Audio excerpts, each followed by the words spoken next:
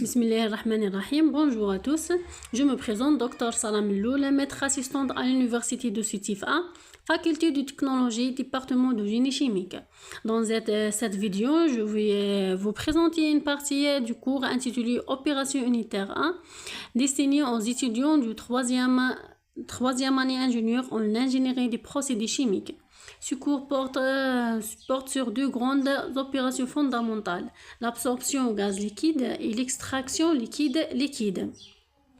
Donc, nous commencerons par présenter les objectifs pédagogiques de ce chapitre, afin de savoir exactement ce que vous allez apprendre. Ensuite, une introduction générale aux opérations unitaires. Et nous aborderons ensuite le principe de l'extraction liquide et après cela nous verrons les différents modes d'extraction. Puis nous apprendrons à lire et utiliser une représentation graphique, en particulier le diagramme triangulaire adapté au mélange ternaire. Et enfin, nous terminerons avec un point fondamental, les bilans de matière qui permettent de dimensionner les équipements et d'optimiser les performances du procédé. Donc, l'objectif principal de ce chapitre est d'appliquer les bilans matière au procédé d'extraction liquide. Nous apprendrons à identifier les composés et les fluides, à représenter les schémas du fonctionnement et à résoudre les équations du bilan. Donc, pour débuter ce cours, il est nécessaire ou il est essentiel de comprendre ce que l'on entend par opération unitaire.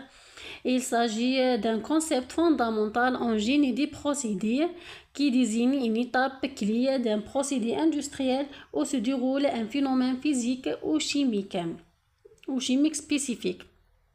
Donc, l'objectif est de séparer, purifier, mélanger ou transformer physiquement une substance, mais aussi de concevoir, dimensionner et optimiser les équipements comme les colonnes, échangeurs ou filtres. Donc, l'extraction liquide est l'une des opérations unitaires fondamentales du génie des procédés. Est un procédé de séparation dans lequel un ou plusieurs solides sont transférés d'un liquide appelé diluant vers un autre liquide non miscible appelé solvant. Donc, ce procédé permet soit de récupérer une substance utile, soit d'éliminer un polluant. Et après séparation, on obtient deux phases, l'extrait riche en solutés et en solvants, le raffinat riche en diluant pauvre en solutés.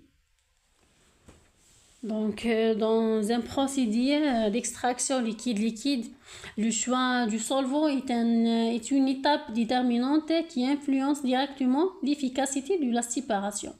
Donc, un bon solvant doit avoir une bonne solubilité du soluté, une faible solubilité croisée avec le diluant, une différence de densité favorable à la décontaction, une faible viscosité, un coût modéré et une facilité de régénération.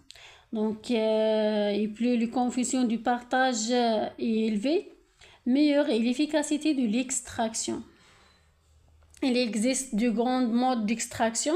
L'extraction discontinue avec agitation et décontation, par exemple l'ampoule à décompter. L'extraction continue, souvent utilisée à l'échelle industrielle. On peut aussi avoir différents types d'écoulement. Co-courant et contre-courant le plus efficace. Le mode contre-courant consiste à introduire la charge C au premier étage et le solvant S au dernier étage. Et le courant croisé où le solvant est introduit à chaque étage. Donc, pour la représentation graphique, on peut représenter un mélange binaire par un segment AB. Chaque extrémité représente un constituant pur et le mélange est représenté sur le segment AB par la règle du bras de Levi. Et pour des mélanges ternaires, il y a plusieurs façons de les représenter. La représentation la plus utilisée est le diagramme triangulaire. Donc, le diagramme triangulaire adapté au système ternaire soluté solvant diluant. Et chaque point du triangle correspond à l'une des compositions du mélange ternaire possible. On place généralement le soluté sur le sommet en haut, le diluant sur le sommet en bas à gauche. du solvant sur le sommet en bas à droite. Cela signifie que le mélange ternaire représenté par le sommet en note contient 100% du solide. Celui représenté par le sommet en bas à gauche contient 100% du diluant.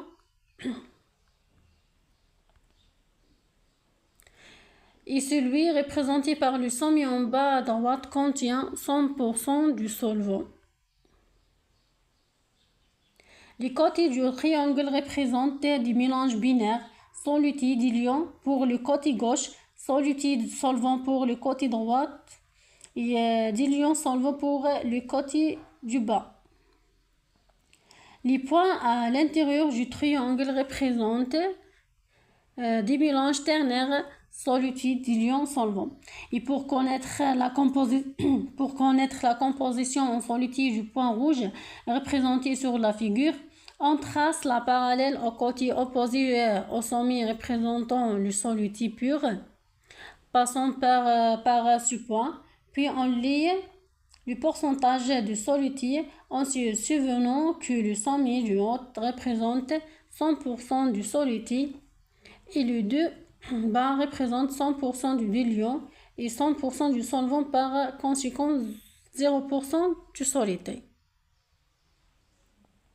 Et pour connaître la composition en solvant du même point rouge représenté sur la figure, on trace la parallèle au côté opposé au sommet représenté le solvant pur, passant par ce point, puis on lit le pourcentage du solvant en se souvenant que le sommet en bas à droite représente 100% du solvant et les deux autres respectivement 100% du diluant en bas à gauche et 100% du solide en haut. Par conséquent, 0% du solvant. On procède de la même manière pour déterminer la proportion du diluant. On trace la parallèle au côté opposé au sommet représentant le diluant pur, passant par ce point, puis on lit le pourcentage du diluant. Donc, dans ce type de procédé, il est essentiel de maîtriser les bilans de matière, qu'ils soient globaux ou partiels. Les bilans de matière sont indispensables pour le dimensionnement des équipements. Et pour un seul étage, on utilise un bilan global et un bilan partiel sur le solide. Et il est aussi important de déterminer les quantités minimales et maximales du solvant nécessaire pour une séparation efficace. Et en cas d'extraction à plusieurs étages, on peut utiliser des schémas croisés ou en contre-courant et appliquer les règles graphiques comme les conodales. Et pour les colonnes continues, on introduit la notion de hauteur équivalente à un plateau théorique, utile pour le dimensionnement. Et dans l'industrie, on utilise des colonnes à plateau à garnissage et à pulvérisation. La performance est décrite par la hauteur équivalente à un plateau théorique, ce qui permet de modéliser le transfert de matière sur toute la hauteur de la colonne.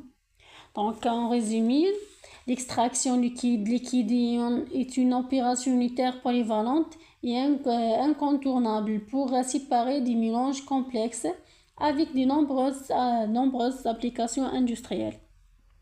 Sa maîtrise repose sur une bonne compréhension des équilibres thermodynamiques, des bilans matière et leur représentation graphique. Donc voilà, nous avons fait un tour d'horizon du premier chapitre sur l'extraction liquide. Et dans les prochaines vidéos, nous aborderons l'absorption gaz liquide avec la même démarche pédagogique. Merci pour votre attention et à très bientôt.